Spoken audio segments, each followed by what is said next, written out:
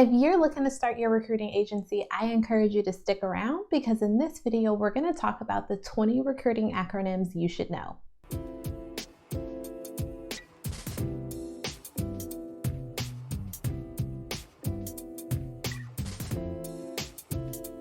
Hey, what's up YouTube? It's Natasha, the business recruiter. Welcome back to my channel. So whether you are new to the recruiting industry or you have years of experience, it's important to understand that there's a lot of information out there.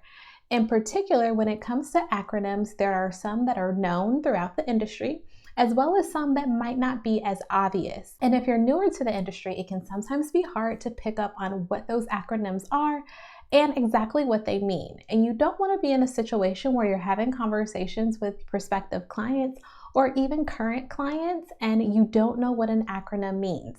So in this video, we're going to go through 20 of the most common acronyms, keeping in mind that this list is not exhaustive at all, so there are plenty more that are out there. So let's start at the top with JD, which stands for job description. And basically what this is the description of the role that you are looking to fill. The job description is going to have all of the important information about the role, including the basic qualifications, educational requirements, as well as preferred skills. Moving on to number 2, we have rec or requisition. And essentially this is just the job order. So this is the job that you are looking to fill. For example, a requisition could be for a software development engineer, or a requisition could be for a human resources manager. Whatever that job opening is that you are going to fill is ultimately what that requisition or rec is. Moving on to number 3, we have IC, which stands for individual contributor. And basically what this is a type of role where the employee does not have any direct reports, meaning they're not a manager. So they're an individual contributor, meaning that they are contributing to that team, but not responsible for any personnel. Next, we have FTE or full-time employee. And this basically stands for an employee who is within an organization on a full-time basis, meaning that they are not there part-time. On the other end, we also have FTC, which stands for fixed term contract. And this basically means that you have an individual who is there for a set period of time, meaning that they have a fixed term contract, which could be anywhere from, let's say, 6 months, for example, or 18 months, for example. Again, that contract is fixed for a certain period of time. Next, you have PERM, which basically is short for permanent, meaning that it's a permanent role or permanent position. That particular individual is not there on a temporary or contractual basis. Then you have temp, which stands for temporary, meaning that that individual is only there for a short amount of time. And that temporary role could be anywhere from a few weeks up to a few months. Next, you have comp, which is short for compensation. And typically when you're talking about comp or compensation in general, it is going to be referred to as comp. So think of this in terms of any offers that you're going to be negotiating between your candidate as well as your client. They're going to talk about the comp. And the comp could be a multitude of things.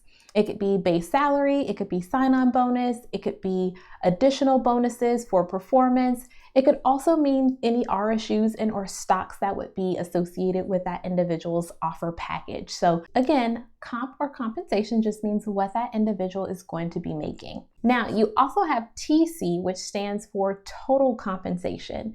And this is a bonus one because I did not have this one planned, but total compensation includes everything. So that's going to be your base pay, your sign-on bonus, your stock or RSUs that you're granted.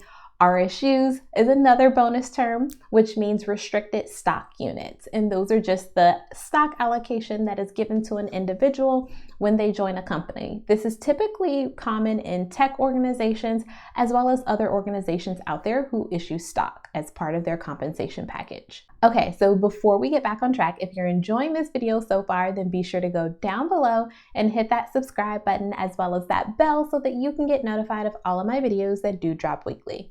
Okay, so getting back on track, WLB stands for work-life balance, and this is one that typically you will hear a lot, especially in the age that we're in right now where work-life balance is extremely important. You may also hear this referred to as work-life harmony, so WLH. But again, they all mean the same thing in terms of there being a balance between a professional's work life as well as their personal life. TA just stands for talent acquisition, which is basically just another word for recruiting. Recruiting is often referred to as talent acquisition within a lot of organizations, so it's important that you understand what that term means. C-suite is basically a company's top management. This is going to include all of those individuals who have a chief title: Chief Executive Officer, Chief Operating Officer, Chief Financial Officer, Chief Human Resources Officer.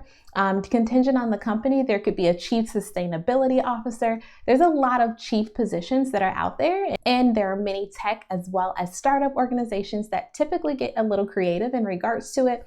But a C-suite basically just refers to the company's top management level. Now, keeping in mind that if you're reaching out to prospective clients, you may also be reaching out to C-suite executives as part of your decision makers that you're targeting. This typically is more common in small to mid-sized organizations. Next, we have CRMS, which stands for Customer Relationship Management System. This is basically a system that you have that can house information in regards to prospective clients as well as clients that you do have in your Rolodex already. Now, the next piece of that is then going to be ATS, which stands for Applicant Tracking System. And an applicant tracking system is basically for the candidate side in terms of information. This is you tracking all prospective candidates that you have, as well as any candidates that you have potentially placed, and making sure that their information is housed within the system in a secure area. You then have HM, which stands for Hiring Manager. And a lot of times HM is leveraged in terms of actually spelling out Hiring Manager. So it's important that if you do get an email that says HM, that you understand that that particular person is just referring to the hiring manager. And it's also important to note that the hiring manager could be completely different than the decision maker. So just because you reach out to the decision maker doesn't necessarily mean that they're going to be the hiring manager for the role. So you do want to keep that in mind. Next, we have CTA, which just stands for Call to Action. And this is typically something that you would include within your cold email campaigns. There would be some form of a call to action at the bottom. So a call to action could be, are you available to speak on Monday at 11 a.m.? Now, a better call to action would be, I have you penciled in for 11 a.m. How does that sound? You want to try to avoid yes or no questions as much as possible with call to actions, because ultimately it's not going to yield you a great response. You want to ensure that you have some sort of call to action that's within your cold email that allows that individual to provide you with some context, making them feel as though they should actually respond to your email. Next is CX, which stands for Candidate Experience. Anytime you have X, usually within an acronym, it's going to stand for experience. And the candidate experience really is going to focus on what is that interview process like from the candidate's perspective, meaning what are some of the elements that they're experiencing as they go through that process. If the candidate experience is lackluster, for example, then you may have a hard time actually attracting top quality talent in order to fill that requisition. If the candidate experience is awesome, then it's going to speak for itself. And candidates, as well as just professionals within the industry, definitely talk. So they're going to share information about their experience online.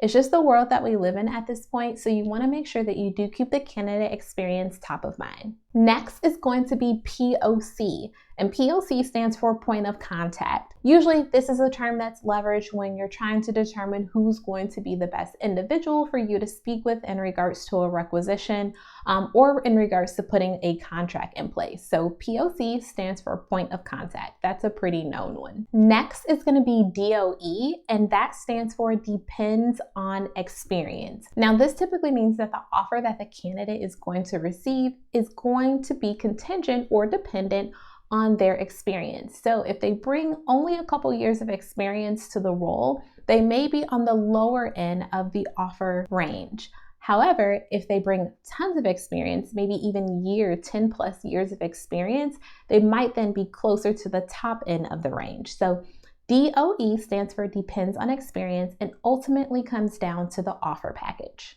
KSA stands for Knowledge, Skills, and Abilities, and this really is based on what are the knowledge, skills, and abilities that one is needed in order to do the role, but two, that the candidate actually possesses. And then ultimately, this goes into how you actually go about determining the TC, or total compensation, for that candidate. It's very similar to depends on experience, but again, in this situation, you want to make sure that there's a clear alignment between the KSAs associated with the job description, or JD, and the KSAs that are associated with that prospective candidate. And finally, we have HRIS, and this stands for Human Resources Information System. And basically, this is a system that houses all information in regards to employees.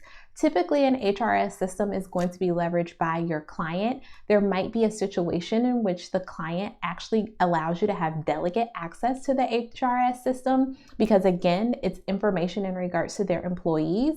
But an HRIS system can also have elements of a CRM as well as an ATS. And that's really where the delegate access comes into play. So if you're working with a client that has a HRIS system such as Workday, for example, there's a high likelihood that they're going to give you delegate access so that you can then tap into their ATS and or CRM system.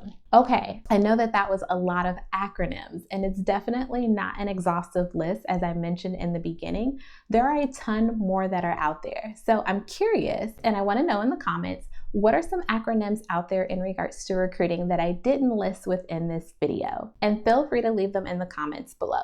And again, these are just helpful for you to know in terms of you being able to interact with prospective clients. Well, I hope that you found this video to be helpful. If you did, then be sure to give me a thumbs up. As well as if you are not in my Facebook group, then we are still in there talking all things recruiting. I encourage you to join because it is a great community for you to be able to connect with others who are like-minded and looking to start their recruiting agency businesses. I'll be sure to leave that link down below in the description box. Thanks for watching, and I'll catch you in the next video.